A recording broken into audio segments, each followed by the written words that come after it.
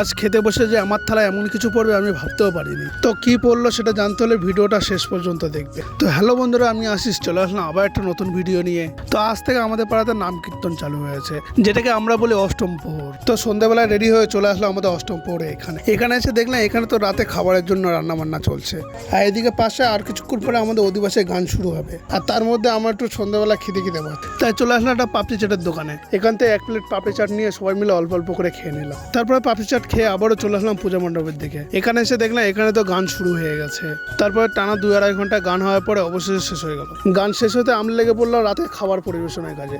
টানা 2 ঘন্টা মতো খাবার পরিবেশন করার পরে আমরা একটু চলে আসলাম পূজা মণ্ডপের দিকে। এখানে এসে পাড়ার ছেলেদের সাথে একটু মজা করে চলে আসলাম রাতে খাবার খেতে।